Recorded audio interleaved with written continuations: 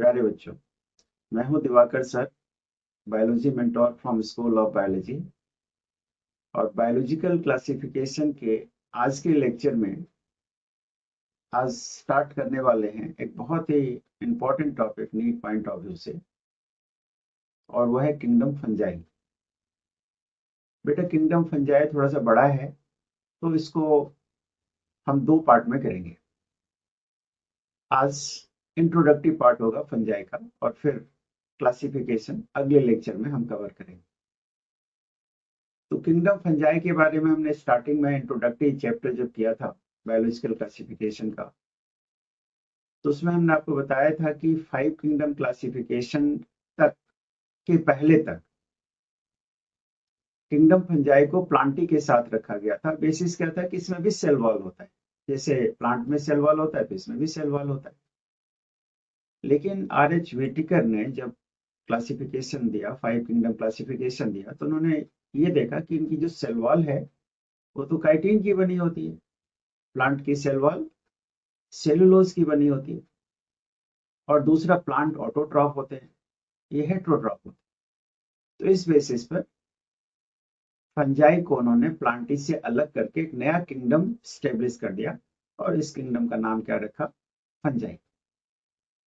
तो फंजाई का आज हम इंट्रोडक्टिव पार्ट करने वाले हैं। तो चलो देर ना करते हुए हमें सीधे जाना है कहाँ पर? एनसीईआरटी के पीडीएफ पर, क्योंकि हमें कवर करना है एनसीईआरटी को अच्छे से समझना है। तो लेट्स स्टार्ट विथ, तो देखो आपके सामने किंगडम फंजाई है। तो मैं सारे बच्चों से रिक्वेस्ट करूंगा कि आप लेक्चर जरूर सुने, क्योंकि हमने जगह जगह अंडरलाइन किए हुए हैं। आप क्या करते हो कि हर लाइन को अंडरलाइन कर देते, जो अंडरलाइन किया हुआ पार्ट है वो ज्यादा इंपॉर्टेंट है, उनको डिस्कस करना है, उनको समझना है। तो सबसे पहले किंगडम फंजाई के डाइवर्सिटी के बारे में हम देखेंगे कि किंगडम फंजाई कितनी डाइवर्सिटी है किंगडम फंजाई में। तो हम फंजाई कहाँ कहाँ पा सकते हैं, इसका एक लेखा जोखा इस पहले पैराग्राफ में है। जैसे फंजाई आपको मॉइस्ट ब्रेड पर मिल जाएंगे, रोटन फ्रूट्स पर मिल जाएंगे, जो हम खाते हैं मशरूम वो भी फंजाई है, ये मशरूम फंजाई है। ये जो टोड स्टूल्स है ये भी फंजाई है, लेकिन ये पॉइजनस होता है। तो ये ध्यान रखना कि पॉइजनस फंजाई का यदि आपको एग्जाम्पल पूछा जाए तो वो टोड स्टूल है, मशरूम एडिबल होते हैं। फिर कुछ फंजाई जो है वो डिजीज कॉज करते हैं, जैसे white spot seen on mustard leaves. तो मस्टर्ड लीव्स पर आगे हम एक एग्जाम्पल करेंगे एल्बोगो, तो वो मस्टर्ड की लीव पर डिजीज कॉज करता है। तो ये पैरासिटिक फंजाई का एग्जाम्पल हो गया। कुछ फंजाई यूनिसेलुलर होते हैं, ज्यादातर फंजाई तो क्या होता है? मल्टी सेलुलर होता है, लेकिन कुछ फंजाई यूनिसेलुलर होता है, और यूनिसेलुलर फंजाई का एग्जाम्पल क्या है? ईस्ट। अब आपके दिमाग में ये आएगा कि ईस्ट यूनिसेलुलर है, तो इसको मल्टी सेलुलर ग्रुप के साथ क्यों रखा गया है? कुछ एक फीचर को कंसीडर किया गया कि इसका जो सेल वॉल है ईस्ट का वो भी काइटिन का बना हुआ। दूसरा है कि इसका जो मोड ऑफ न्यूट्रिशन है, saprophytic mode of nutrition east का, ये भी फंजाई से मिलता जुलता है। फिर स्पोर्स फॉर्मेशन का जो तरीका है वो भी फंजाई से मिलता जुलता है। तो इस वजह से ईस्ट को फंजाई में रख दिया गया इनके फीचर्स के बेसिस पर। तो इसको एक्सेप्शन के तौर पर आप याद रख सकते हैं कि ये यूनिसेलुलर फंजाई का एग्जाम्पल है। बाकी सारे मेंबर्स होते हैं वो मल्टी सेलुलर होते हैं। ठीक है। कुछ फंजाई जो डिजीज कॉज करते हैं प्लांट्स में भी, एनिमल्स में भी। तो आपको ये याद रखना पड़ेगा, ये ध्यान रखना पड़ेगा कि फंगल डिजीजेस जो है वो ज्यादातर प्लांट्स में होता है। एनिमल्स में या ह्यूमन की बात यदि हम करें तो ह्यूमन में ज्यादातर डिजीजेस बैक्टीरियल होते हैं। लेकिन ऐसा नहीं है कि फंगल डिजीज ह्यूमन में नहीं होता है ना। फंगल डिजीज भी, रिंगवॉर्म फंगल डिजीज ही तो है, तो वो ह्यूमन में भी होता है। तो ये प्लांट्स में भी और एनिमल्स में भी, दोनों में डिजीज कॉज करते हैं। जैसे एक प्लांट का एक एग्जाम्पल यहाँ पर हमने यहाँ पर बुक में दे रखा है, wheat rust causing Puccinia. Puccinia एक फंजाई है जो आगे हम करेंगे क्लासिफिकेशन में। वो एक व्हीट में एक डिजीज कॉज करता है, रस्ट है ना, रस्ट लाइक जो उसका स्ट्रक्चर है स्टेम के ऊपर या फिर सीड के ऊपर डेवलप हो सकता है। तो ये एक एग्जांपल पैरासिटिक फंजाई का है, डिजीज कॉज करने वाले फंजाई का है। एक बहुत important fungi Penicillium. Penicillium is the source of antibiotic. सबसे पहला एंटीबायोटिक जो डिराइव किया गया था वो फंजाई से डिराइव किया गया था, इसी से डिराइव किया गया, पेनिसिलियम से डिराइव किया गया। उस स्पीसीज का नाम था पेनिसिलियम नोटेटम, जिससे अलेक्जेंडर फ्लेमिंग ने पहला एंटीबायोटिक डिराइव किया था, इसीलिए उसका नाम भी रखा था पेनिसिलिन। तो कई ऐसे फंजाई होते हैं कि they are source of antibiotics. Now a one line is written over here कि फंजाई आर कॉस्मोपॉलिटन। तो समझो कॉस्मोपॉलिटन का मतलब क्या होता है। कॉस्मोपॉलिटन ऐसे ऑर्गेनिज्म को हम कहते हैं जो हर जगह मिलता हो, जितने भी तरह के हैबिटेट। ये एयर पर मिल जाएगा आपको, ये वाटर में मिल जाएगा, ये सॉइल में मिल जाएगा, एनिमल्स के बॉडी पर मिल जाएगा, प्लांट के बॉडी पर मिल जाएगा। एंड वन मोर थिंग, इसको जरूर अंडरलाइन करना कि फंजाई जो ग्रो करते हैं उनके लिए क्लाइमेटिक कंडीशन कैसा चाहिए। तो फंजाई को ग्रो करने के लिए वार्म एंड ह्यूमिड क्लाइमेट चाहिए। वार्म एंड ह्यूमिड क्लाइमेट, जैसे कि बारिश के समय होता है, वार्म भी है, गर्मी भी है, और ह्यूमिड भी है, उन कंडीशंस। और यही कारण है कि बारिश में चीजें जल्दी खराब होती है, तो हम रेफ्रिजरेटर में रख देते हैं। रेफ्रिजरेटर में बैक्टीरियल इन्फेक्शन से बचाने के लिए as well as fungal infection से बचाने के लिए। ठीक है, तो हमने क्या देखा इस पहले पैराग्राफ में, एनसीईआरटी के पहले पैराग्राफ में हमने लिखा हुआ डाइवर्सिटी। तो देखो फंगस जो है वो कितने डाइवर्स, कहाँ नहीं मिलते फंजाई, जहां भी देखो वहां आपको फंजाई मिल सकते हैं। अब आते हैं फंगल स्ट्रक्चर, कि फंजाई का जो स्ट्रक्चर होता है वो कैसा होता है। तो फंजाई का जो स्ट्रक्चर है, फंगल स्ट्रक्चर को हम हाइफा कहते हैं, सिंगुलर में, इसी को प्लूरल में हाइफे कहेंगे। ये आप देख लो एक फिलामेंटल स्ट्रक्चर होता है, जो ये हमने डायग्राम बना रखा है। तो जो थ्रेड लाइक स्ट्रक्चर होता है फंजाई का, उसको हम क्या बोलते हैं, हाइफा कहते हैं। और एक वर्ड यहाँ पर है माइसीलियम लिखा। Mycelium is network of Haifa. जैसे मान लो एक हाइफा है, इसी को नेटवर्क के फॉर्म में बना दो, ये माइसीलियम हो जाएगा। तो mycelium is network of Haifa. अब जो हाइफा है ये दो तरह के हो सकते हैं, जो दो डायग्राम हमने बनाया है। एक वो हाइफा जिसके बीच में पार्टीशन नहीं है, ये जो रेड रेड कलर का है ये न्यूक्लियस है, इनके बीच में कोई पार्टीशन नहीं है। तो ऐसे हाइफा को हम क्या कहते हैं, एसेप्टेट। सेप्टा पार्टीशन को बोला जाता है, और ए का मतलब होता है नो। तो aseptate Haifa, aseptate Haifa coenocytic होता है। सिनोसाइटिक टर्म हम मल्टी न्यूक्लिएटेड प्लांट सेल के लिए कहते हैं, पहले इसको प्लांट ही तो माना जाता था। मल्टी न्यूक्लिएटेड एनिमल सेल को सिंसाइशियल कहते हैं, और मल्टी न्यूक्लिएटेड प्लांट सेल को हम सिनोसिटिक कहते हैं। तो एक में देख लो बहुत सारे न्यूक्लियस हैं, क्योंकि इनमें पार्टीशन नहीं है। तो ये एसेप्टेट हाइफा है। फंजाई के कुछ ग्रुप में जो हाइफा होता है उसमें कोई पार्टीशन नहीं होता। ये इंपॉर्टेंट होगा कि किस ग्रुप में होता है, आगे हम क्लासिफिकेशन में उसके बारे में कहेंगे। लेकिन फंजाई के जो ज्यादातर जो ग्रुप्स हैं उसमें पार्टीशन होता है, और जिसमें पार्टीशन होता है उसको हम क्या कहते हैं, सेप्टेट हाइफा। तो ये सेप्टेट हाइफा और ये सेप्टेट हाइफा, ज्यादातर फंजाई के जो ग्रुप हैं उसमें सेप्टेट हाइफा है।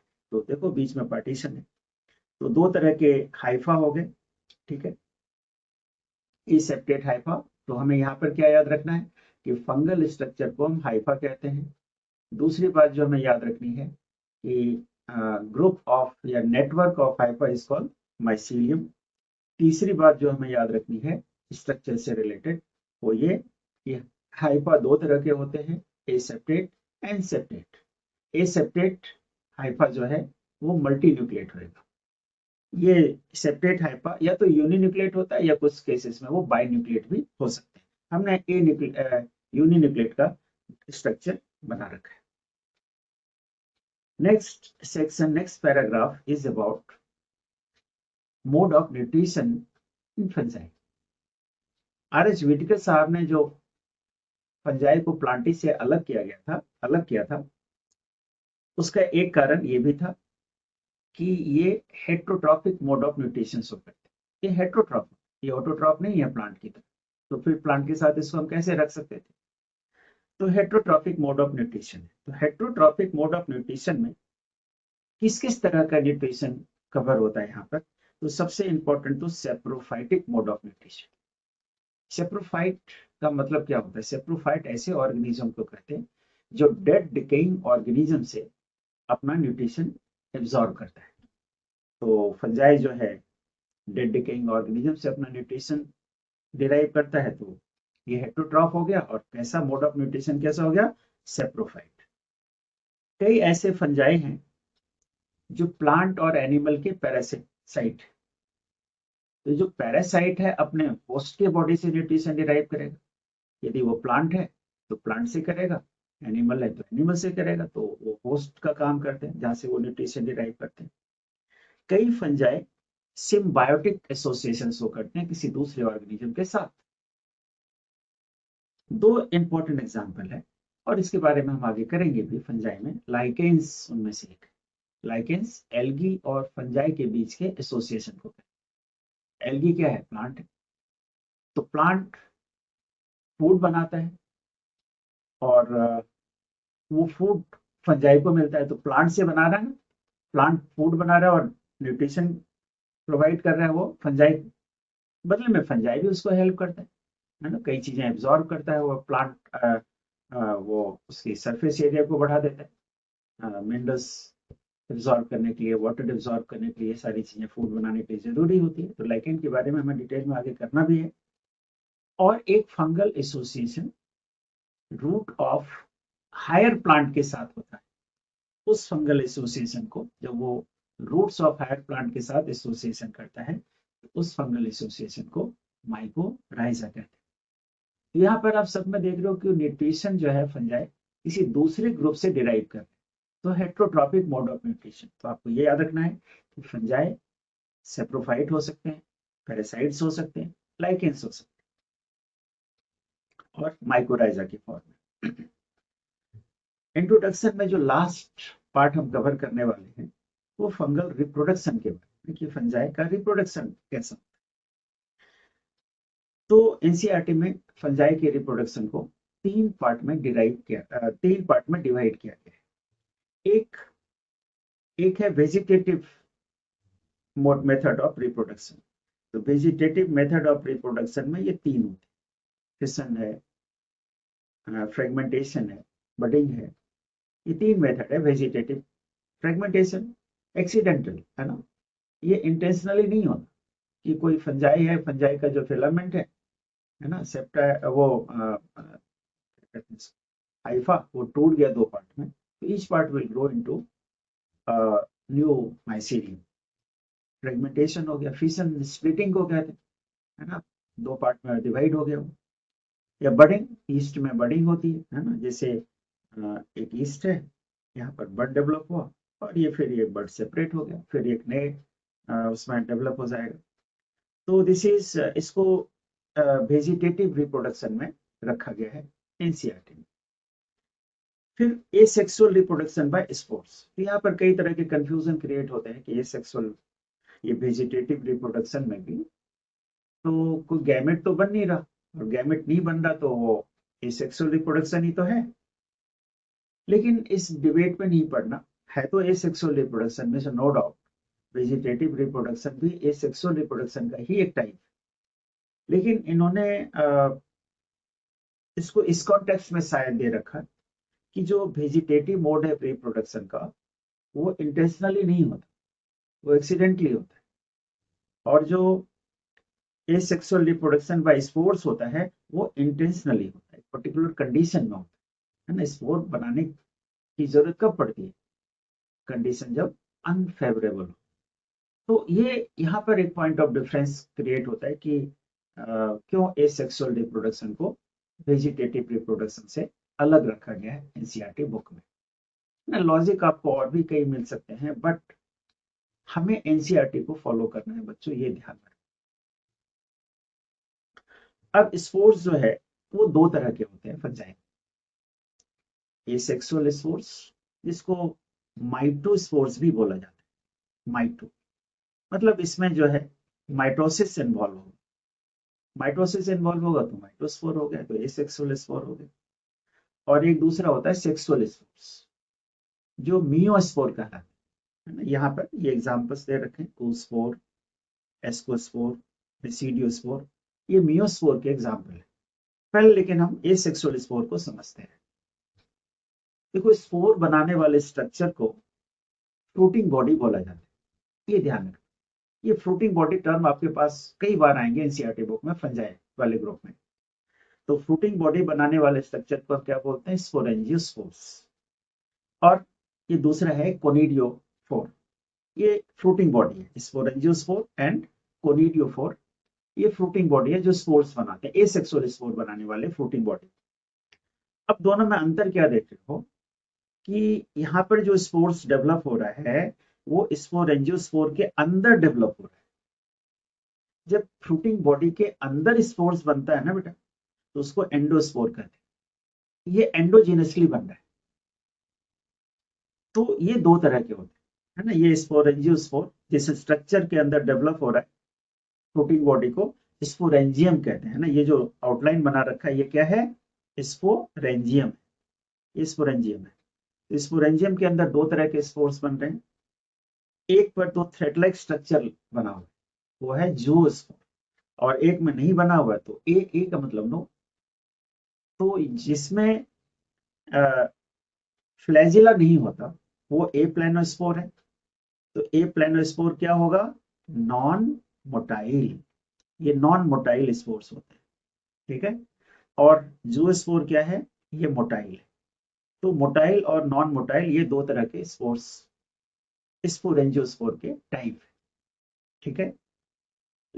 और ये एंडोजेनसली बनता है, तो ये एंडोस्पोर हो गया। दूसरा जो स्ट्रक्चर है, यहाँ पर फ्रूटिंग बॉडी को कोनेडियोफोर कहते हैं। कोनेडियोफोर के ऊपर बाहर की तरफ स्पोर्स बन रहा है, इसको कोनिडिया बोलते हैं। तो कोनिडिया इज एक्सोस्पोर। ये एक्सोजीनसली बनता है। जो एक्सोजीनसली बनता है उसको एक्सोस्पोर, जो एंडोजीनसली बनता है ये एंडोस्पोर। तो ये तीन तरह के जो स्पोर्स हमने किए, ये माइटोस्पोर है, ये माइटोसिस से डेवलप होता है। ये सारे स्पोर्स के बारे में जब हम क्लासिफिकेशन करेंगे फंजाई का, तो वहां पर इन सब का डिस्क्रिप्शन आएगा, तो आप थोड़ा ध्यान में रखिएगा। सेक्सुअल स्पोर को यहाँ पर डिस्कस नहीं कर रहे, वो आगे जब फाइलम इसका क्लासिफिकेशन हम करेंगे तो वहां पर इसका डिस्क्रिप्शन अपने आप आ जाएगा। अब आते हैं सेक्सुअल रिप्रोडक्शन, सेक्सुअल साइकिल। तो सेक्सुअल साइकिल ये सबसे इंपॉर्टेंट है रिप्रोडक्शन पॉइंट ऑफ व्यू से। ये सबसे इंपॉर्टेंट पॉइंट है जो आपको बहुत अच्छे से समझना चाहिए। उनमें से एक है कि सेक्सुअल रिप्रोडक्शन में फंजाई में जो लोअर ग्रुप होता है उसमें 3 स्टेप्स होते हैं, और जो हायर फंजाई होता है उसमें 4 स्टेप होते हैं। तो 3 स्टेप तो ये कॉमन है, जैसे हमने ये वाला स्टेप ए हो गया, ये बी हो गया, और ये सी हो गया। ये 3 दोनों में हो, लोअर फंजाई में भी और हायर फंजाई में भी।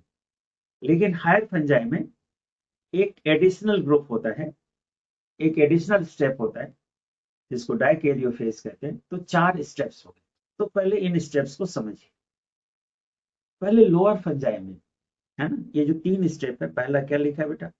प्लाज्मोगेमी। जैसे ये गैमीट्स हैं, ये गैमीट फंजाई की जो प्लॉइडी होती है ना, फंजाई की जो प्लॉइडी होती है वो एन होती है, ये याद रखना। जैसे माइसीलियम की प्लॉइडी आपसे पूछ लिया जाए, हाइफा की प्लॉइडी पूछ लिया जाए, तो वो एन होता है। तो 2 माइसीलियम मान लो कंपेटेबल मेटिंग टाइप का, उससे गैमीट्स बनेंगे। ये गैमीट बना हुआ है। तो माइसीलियम यदि एन है और गैमीट भी क्या होगा? एन ही होगा, है ना, माइटोसिस से बनेगा।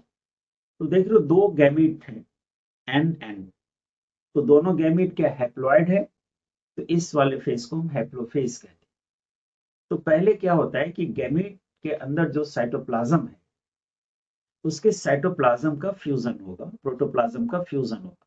This is called as plasmogamy, है ना। वो गैमेट मोटाइल भी हो सकते हैं, नॉन मोटाइल भी हो सकते हैं, आइसोगेमस भी हो सकते हैं, एंड आइसोगेमस भी हो सकते हैं, ओगेमस भी हो सकते हैं। तीनों तरह के गैमेट पॉसिबल है। तो फर्स्ट फेज इज कॉल्ड हैप्लोफेज, जहां पर दो गैमेट के प्रोटोप्लाज्म का फ्यूजन होता है।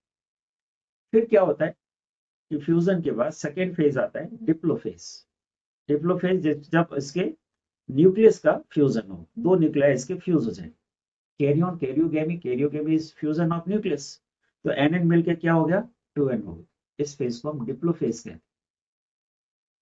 अब इसमें मियोसिस होगा, अब इसमें मियोसिस होगा, और मियोसिस होगा तो मियोसिस डिवीजन क्या होता है, रिडक्शनल, है ना। तो यहाँ पर देखो स्पोर्स बन गए, स्पोर्स बने तो मियोसिस से बन रहा है तो ये एन हो जाएगा, और ये स्पोर पड़ा रहेगा। ये अनफेवरेबल कंडीशन में बना है। जब इसे फेवरेबल कंडीशन मिलेगा तो ये न्यू माइसीलियम में ग्रो कर जाएगा। तो देखो माइसीलियम की प्लॉइडी भी क्या होगी, एन होगी, क्योंकि एंड स्पोर से डेवलप हो रहा है। तो there are 3 phases in sexual reproduction in lower fungi. ये लोअर फंजाई में 3 फेज होता है, हैप्लोफेज, डिप्लोफेज, और तीसरा फेज क्या होगा, मियोसिस, जिससे स्पोर्स बनेंगे। लेकिन जो हायर फंजाई है, हायर फंजाई कहते हैं एस्कोमाइस्टीज को, और बेसिडियोमाइस्टीज जो आगे हम करने वाले हैं। लोअर फंजाई कहते हैं फाइकोमाइस्टीज को। तो उसमें भी हैप्लोफेज तो होगा ही होगा, दो गैमीट का फ्यूजन होगा, प्लाज्मोगेमी वहां भी होगी। लेकिन प्लाज्मोगेमी होने के बाद, है ना, भी यहाँ पर ये वाला फेज आ जाता है कि जैसे हमने लोअर फंजाई में किया कि प्लाज्मोगेमी होने के बाद तुरंत उसके न्यूक्लियस का फ्यूजन होता है। हायर फंजाई में तुरंत उसके न्यूक्लियस का फ्यूजन नहीं होता। देखो n+n रह जाता है, ये काफी समय तक इसी स्टेज में रहे। और इस स्टेज को जो प्लाज्मोगेमी के बाद, हैप्लोफेज के बाद जो दूसरा फेज आएगा हायर फंजाई में, वो होगा डाइकैरियोफेज। एक ही सेल के अंदर देख लो दो न्यूक्लियस है बगैर फ्यूज किए हुए, ठीक है। तो इस फेज को हम डाइकैरियोफेज कहेंगे, सेकेंड फेज। फिर तीसरा फेज आएगा डिप्लोफेज, जब उनके न्यूक्लियस का फ्यूजन हो जाए। तो फ्यूजन हो गया तो डिप्लोफेज होगा। और फिर चौथा फेज क्या आएगा, मियोसिस। मियोसिस होगा, फिर स्पोर्स क्या बनेंगे, हैप्लॉइड। तो देख रहे हो कि ये सारे मियोसिस से स्पोर बन रहे हैं सेक्सुअल रिप्रोडक्शन में। That's why they are called meiospore. और वो जो स्पोर बनेगा वो फेवरेबल कंडीशन में आकर के फिर से एक न्यू माइसीलियम में डेवलप हो जाएगा। तो इस तरह से हमने क्या देखा कि सेक्सुअल रिप्रोडक्शन में यहाँ पर दो तरह से हो सकता है। एक वो सेक्सुअल रिप्रोडक्शन जो लोअर फंजाई में होता है, जिसमें 3 स्टेप्स होते हैं, और एक वो सेक्सुअल रिप्रोडक्शन जो हायर फंजाई में होते हैं, जिसमें 4 स्टेप्स होते हैं। 3 स्टेप दोनों में कॉमन है। एक ये वाला स्टेप जो डाइकैरियोफेज है, वो दोनों में कॉमन नहीं है, ये सिर्फ हायर फंजाई में। इसको डाइकैरियोफेज कहते हैं कि तुरंत फ्यूजन नहीं होकर, तुरंत कैरियोगेमी नहीं होकर के काफी समय तक दोनों के न्यूक्लियस अनफ्यूज्ड स्टेट में रहते हैं। तो इस फेज को हम डाइकैरियोफेज कहते हैं। तो आज के लिए इतना ही। आज का जो लेक्चर था हमारा फंजाई का इंट्रोडक्टरी पार्ट था, जिसमें हमने फंजाई के स्ट्रक्चर के बारे में समझा, फंजाई के डाइवर्सिटी के बारे में समझा, फंजाई के न्यूट्रिशन के बारे में समझा, और फंजाई के एसेक्सुअल एंड सेक्सुअल रिप्रोडक्शन के बारे में समझा। अब फंजाई का जो पार्ट 2 करेंगे हम, उसमें जो 4 ग्रुप है फंजाई, है ना, जो क्लासिफिकेशन वाला पार्ट है, वो हम कल आगे के नेक्स्ट लेक्चर में कवर करेंगे। तो आज के लिए इतना ही। मुझे लगता है कि आपको ये समझ में आ गया होगा, और अगले लेक्चर का इंतजार करिए। Thank you very much.